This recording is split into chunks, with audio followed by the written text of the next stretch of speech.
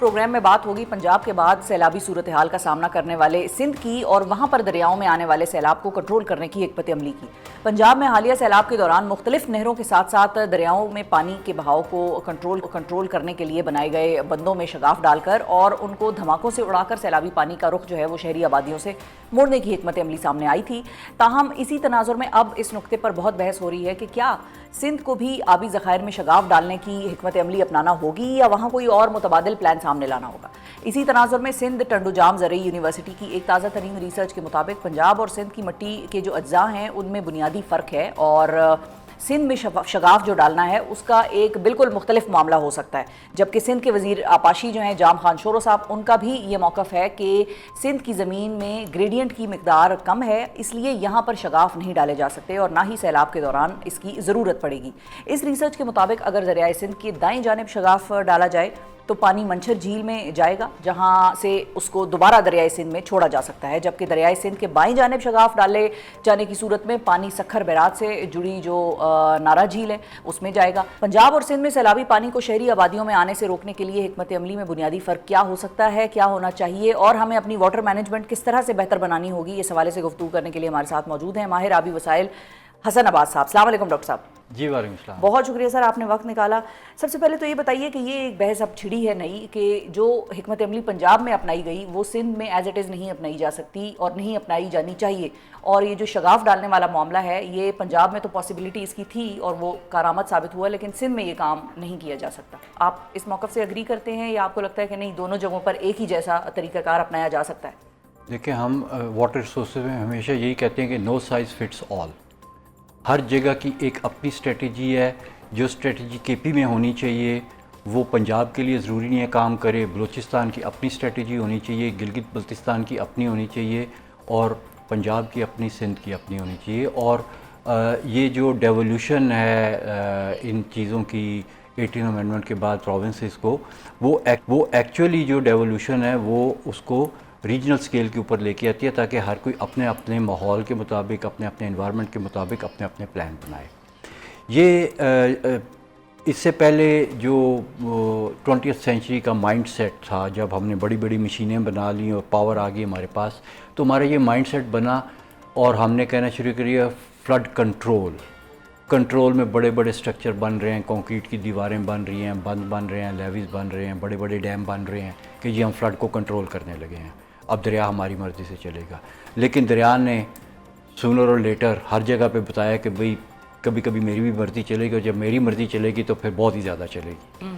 تو اس لیے people realised it اور پھر مائنڈ سیٹ چینج ہوا۔ اب یہ میں گلوبل مائنڈ کی بات کر رہا ہوں۔ ہاں، میں یہی پوچھنے والی تھی کہ ہیو وی ریئلائزڈ اٹ؟ ہاں دیکھیں، یہ گلوبل مائنڈ ہے اور گلوبل مائنڈ ہمیشہ جو ہوتا ہے وہ لیٹسٹ سائنٹیفک ریسرچ اور ہیومن ایکسپیرینس کے اوپر بیسڈ ہوتا ہے۔ تو پھر ہماری نیکسٹ اسٹریٹجی بنی فلڈ کنٹرول کی کہ ہم فلڈ کو کنٹرول کریں گے، فلڈ مینجمنٹ، کنٹرول سے ہم مینجمنٹ پہ آگے کہ ہم مینیج کریں گے، ہم کنٹرول نہیں کریں گے۔ تو ہمارا جو سسٹم ہے وہ مور اور لیس فلڈ مینجمنٹ والے مائنڈ سیٹ سے بھی باہر نہیں نکلا۔ اچھا، 1992 کے جب فلڈز آئے تو مجھے اس وقت I was a young engineer, recent graduate, تو مجھے ادھر جو ہے نا یہ ایکسپیرینس ہوا کہ یہ فلڈ مینجمنٹ کس طرح سے کی جا رہی ہے۔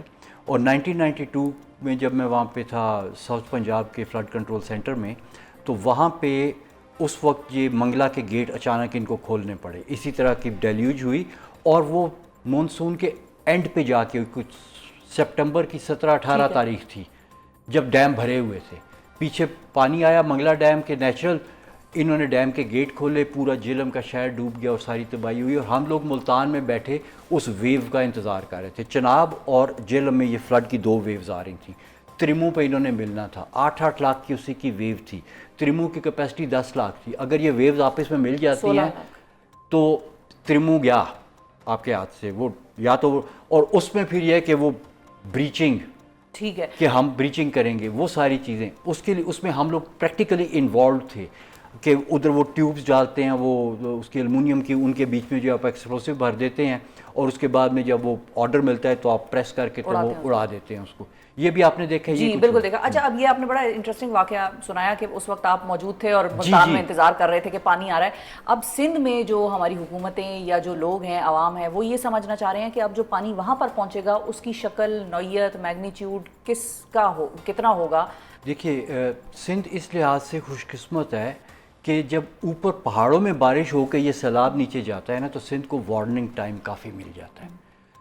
سندھ کو 2022 کے سیلاب میں اتنا وارننگ ٹائم اس لیے نہیں ملا تھا کیونکہ وہ سندھ کے اوپر بارش ہوئی تھی اور رود کوئیوں کے سیلاب تھے, اور وہ فلیش فلڈنگ تھی جہاں پہ ہماری مانیٹرنگ بہت زیادہ نہیں ہوتی.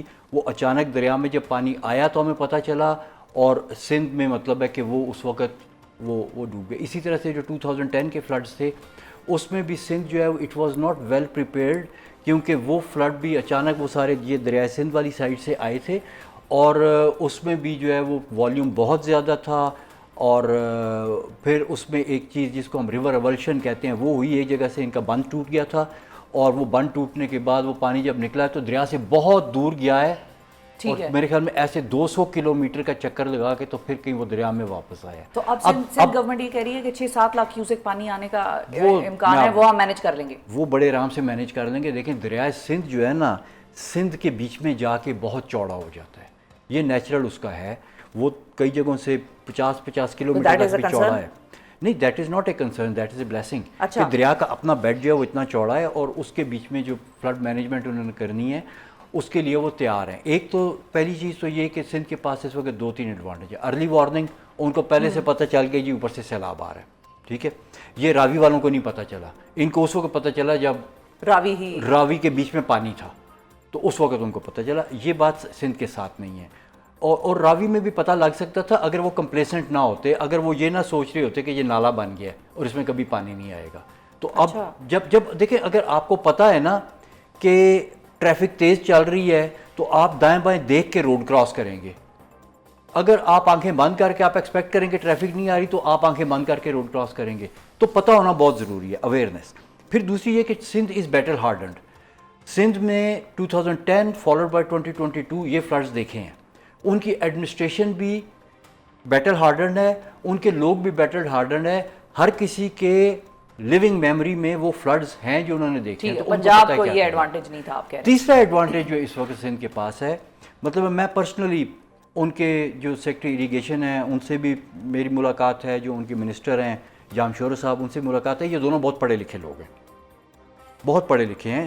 یہ جو ظریف کھوڑو صاحب ہیں ان کے سیکٹری, وہ تو باقاعدہ ان کے تو پیپرز ہیں جو پبلش ہوئے ہیں وہ اس قسم کے مطلب ایکیڈیمک ٹائپ, اور ساتھ ہی وہ بہت پریکٹیکل آدمی ہیں. اس وقت as we speak I think he is sitting on either Sukkur barrage اور گدو بیراج. اس وقت وہ وہاں پہ بیٹھے ہوں گے کیونکہ وہ اس وقت کراچی کے دفتر میں نہیں ہے. اسی طرح سے ان کے منسٹر ہیں وہ بھی ان کے دائیں بائیں اس وقت کہیں پھیر رہے ہیں.